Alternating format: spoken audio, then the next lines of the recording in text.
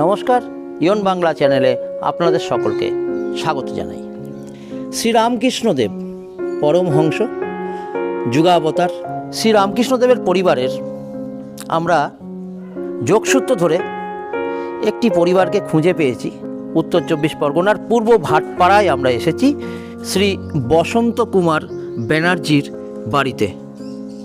আমরা খোঁজ পেয়েছি শ্রী বসন্ত কুমার ব্যানার্জির পরিবারের পূর্বসূরীরা শ্রী রামকৃষ্ণদেবের পরিবারের সঙ্গে যোগসূত্র স্থাপন করে রয়েছেন। তা সেই বিষয়ে আমরা বসন্ত ব্যানার্জিকে কিছু প্রশ্ন করব।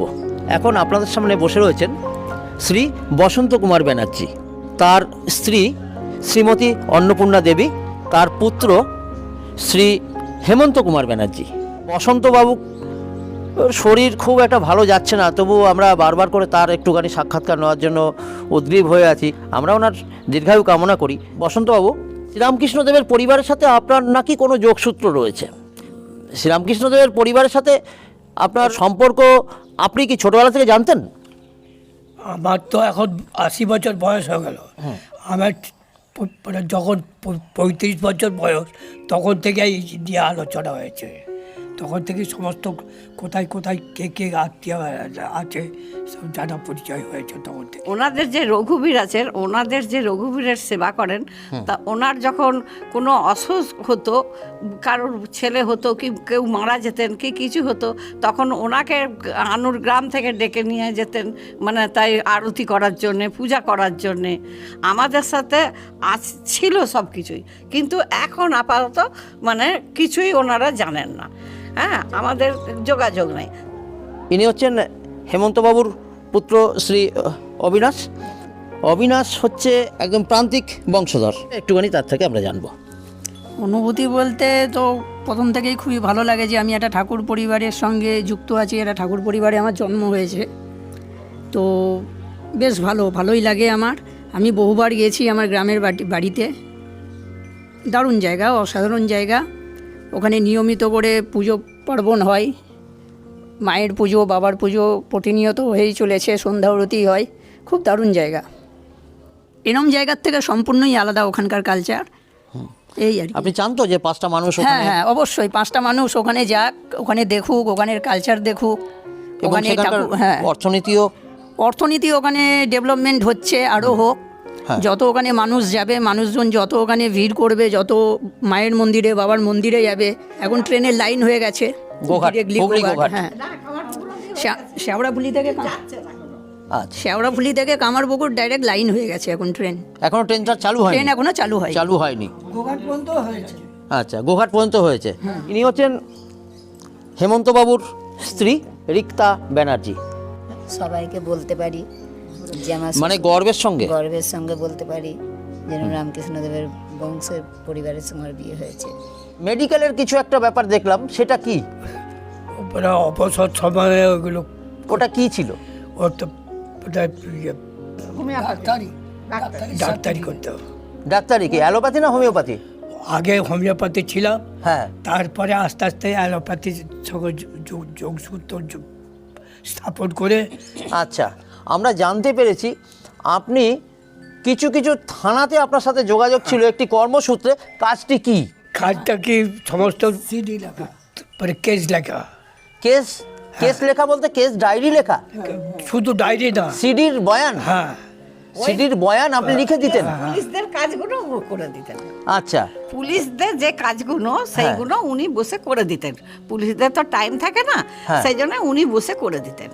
হ্যাঁ, এখন উনি চটকলের কাজ করতেন ঠিক কথা, কিন্তু চটকলে এতই বাজে হয়ে গেল যে উনি কাজ করতে খুব অক্ষম হয়ে গেলেন।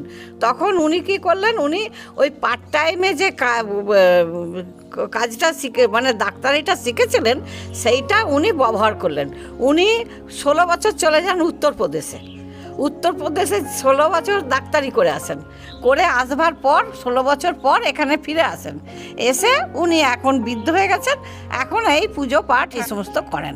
আমাদের কামারপুকুরে যে জায়গাটা রয়েছে, ওখানে আমাদের আনুর গ্রামে পোস্ট অফিসের কাছে কাত্যায়নী মন্দিরও আছে। হ্যাঁ, ওখানে নিত্য পুজোর পাঠ হয়। আবার আমাদের যে ঘরের ভিটেটা আছে, সেই ভিটেতে রামকৃষ্ণদেবের এখান থেকে ওখানে যে ঘিরে দিয়ে এসছেন কাত্যায়নী মন্দির করবে বলেন। তো কবে করবেন কি করবেন ঠিক বুঝতে পারছি না, কারণ আমাদের ওখানে রাস্তাটার একটু অসুবিধা আছে। কেউ গাড়ি নিয়ে যাবে, কেউ কিছু করবে, একটু অসুবিধা আছে বলে ওই জায়গাটা মন্দির করতে পারছেন না, কিন্তু ঘিরে রেখে দিয়েছেন কাত্যায়নী মন্দির করব বলে। এখনও আমাদের জমি, পুকুর, ডোবা, ভিটে, খামার বাড়ি সবই পড়ে আছে। স্বামী বিবেকানন্দের নরনারায়ণের মন্দির হয়েছে জয়রামবাটি যেতে, মানে কলেজ মোড় পার হয়ে গিয়ে আপনাকে জয়রামবাটি যেতে, ওইটা মাঝখানে পড়ে। আচ্ছা, কেননা রামকৃষ্ণদেব সারদার মাঝখানেই তো বিবেকানন্দ থাকতেন। উনি তো বাচ্চা ছেলেপুলে খুবই ভালোবাসতেন, যার কারণে ওখানে নরনারায়ণের মন্দির হয়েছে। মানে আপনার প্রত্যেক দিন নরনারায়ণের পুজো হয় প্রতিদিন। 5 বছরের বাচ্চাকে প্রতিদিন পুজো হয়। আচ্ছা, হ্যাঁ, বিবেকানন্দ মানে 5 বছরের বিবেকরূপী মানে ছেলে। ছেলে, আচ্ছা। যে কোনো জাত, আচ্ছা, জাতের কোনো হিসেব নেই। জাতের কোনো হিসাব নেই। আচ্ছা, যে কোনো জাতে নরনারায়ণ রূপে পুজো হয় প্রতিদিন। প্রতিদিন। হ্যাঁ। এবং পুজোটা যে হবে, এখন যে দেখুন 5 বছরের ছেলে, যে ছেলেটি দুষ্টুমি করছে, খুব বদমাইশ, কিন্তু তাকে যখন সিংহাসনে তোলা হয়, যখন তাকে পুজো দেওয়া হয়, তখন সে একদমই খুব ভালো মানুষ। হ্যাঁ, ওর মতন ওই ছেলের মতন ছেলে হয় না, আর তার জন্য রূপটাই অন্যরকম। অন্যরকম একদম। আপনি মনে করবেন নারায়ণ। আমার নাতির গুণ রয়েছে, আপনাকে আমি এখনই দেখাবো। তো ওটা নরনারায়ণের পুজো। ওটা ওখান থেকে আপনার সমস্ত কিছু ছেলেদের খেলনা, বইপত্র, এইদিকে তারপরে পিছন দিকে আপনার থালা বাটি, গ্লাস, বেলুন, মানে একটা বাচ্চা ছেলেকে যা যা তার মনোরঞ্জনের জন্য পেন্সিল, বই, খাতা সমস্ত কিছু আজও দেওয়া হয়। আচ্ছা, কিন্তু ওটা আপনার বাচ্চার বয়স হতে হবে 5 বছরের ভেতর। তার আগে যোগাযোগ করতে হবে। তার আগে যোগাযোগ করে ওরা মাপ নেবে, বয়স জানবে, ওদের তার আগে যোগাযোগ করতে হবে। আচ্ছা, এটা কোন মন্দির আরেকবার বলুন? বিবেকানন্দ মঠ। নরনারায়ণের মন্দির। আচ্ছা, এটা কোন জায়গায় অবস্থিত? ওই তো এটা হচ্ছে জয়রামবাটি। কলেজ বাড়ি, কলেজ মোড় আর জয়রামবাটির মাঝখানে। আমার একটুখানি জানা আছে, যেটা মায়ের বাড়ি হলো জয়রামবাটি, মায়ের মামার বাড়ি হলো আপনার লেগো, বুঝেছেন? তো এইটুখানি পর্যন্তই জানি, এর বেশি আর আমি মানে বলতে পারবো না। হয়তো আছে, এর পেছনেও আরও কিছু আছে। এরপরে ভবিষ্যতে আমি ভাবছি যে আরও আমি নিখুঁতভাবে জানবো, কোথায় কে আমার পড়ে আছে না আছে, সমস্ত সবার কিছু আমি নিয়ে রাখতে চাই, এই আর কিছু না। কারণ এই পরিচয়টা আগামী দিনেও বহন করে যাবে। হ্যাঁ, যার কারণে এই আপনার নিয়ে আমার উৎসাহ মনে জাগলো।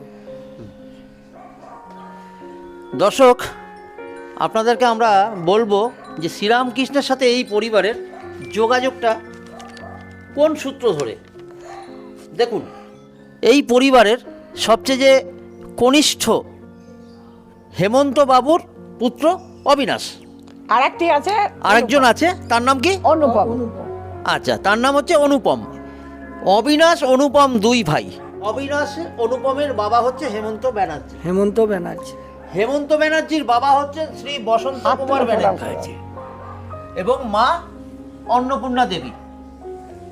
এতটুকু পর্যন্ত আপনারা পেলেন। এরপরে আসি এনাদের সাথে শ্রীরামকৃষ্ণদেবের পরিবারের যোগসূত্র। সেরকম বসন্ত ব্যানার্জির যে পিতা, তিনি হচ্ছেন শচীপতি ব্যানার্জি। শচীপতি ব্যানার্জির পিতা শ্রী অধরচন্দ্র ব্যানার্জি। অধরচন্দ্রের পিতা শ্রী কুচিল রাম ব্যানার্জি। এই কুচিল রাম ব্যানার্জি, তার যে স্ত্রী, তার নাম হচ্ছে কাত্যায়নী দেবী। শ্রীরামকৃষ্ণের বড় বোন হচ্ছেন কাত্যায়নী দেবী।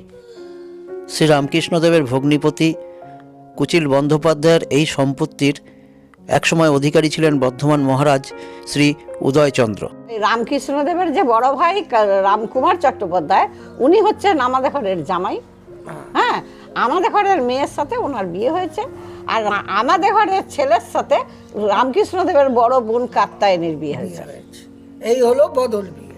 রামকৃষ্ণদেবের মঠ থেকেও আমাদের কোনোদিনই খোঁজ খবর নেননি, আর যে জানি না ভবিষ্যতে তারা নেবেন কি না বা কোনো সম্পর্ক রাখবেন কি না, সেটাও বলতে পারছি না। আমি চাই যে হ্যাঁ, যেন তারা একটু মনে ভাবে যে তাদের সঙ্গে তাদের একটুখানি হলেও যোগাযোগ আত্মীয়তা আছে। আত্মীয়তা আছে, এই পর্যন্তই আমরা চাই। এইটুখানি হলেই আমরা খুশি যে হ্যাঁ মঠ থেকে আমাদের ডাক হাক করুক বা আমাদের খোঁজ খবর নিক, আমরাও সেখানে যাই, মহারাজের সাথে আমরাও মিলমিশ করি, এইটুখানি আমার ইচ্ছা, শেষ ইচ্ছা। আপনারাও আমাদের সাথে থাকুন। এই পরিবারটির সম্বন্ধে যদি আর কোনো আপনাদের খোঁজখবর নেওয়ার প্রয়োজন হয় অবশ্যই আমাদের সাথে যোগাযোগ করবেন। উত্তর 24 পরগনার ব্যারাকপুর মহকুমার পূর্ব ভাটপাড়া নিবাসী শ্রী বসন্ত কুমার ব্যানার্জি, তস্যপুত্র শ্রী হেমন্ত কুমার ব্যানার্জি এবং তস্যপুত্র অবিনাশ ব্যানার্জি। এই খোঁজ খবর চলছে আজকে থেকে নয়, 5 বছর আগে থেকে আমরা এই সুরূপ সন্ধান করে একদম যখন কনফার্ম করেছি হ্যাঁ এনারা কিন্তু শ্রীরামকৃষ্ণদেবের পরিবারের সাথে পারিবারিক সামাজিক সূত্রে বন্ধনে আবদ্ধ, তারপরে কিন্তু আমাদের এই প্রতিবেদন আপনাদের জন্য তৈরি করা হলো। আপনারা ভালো থাকুন, সুস্থ থাকুন, দেখতে থাকুন ইয়ন বাংলা। ইয়ন বাংলা এই ধরনেরই কোনো না কোনো মেসেজ বা বার্তা বা সামাজিক বার্তা বা শিক্ষামূলক সব কিছু আপনাদের জন্যই পরিবেশন করছে এবং আগামী দিনেও করবে। নমস্কার।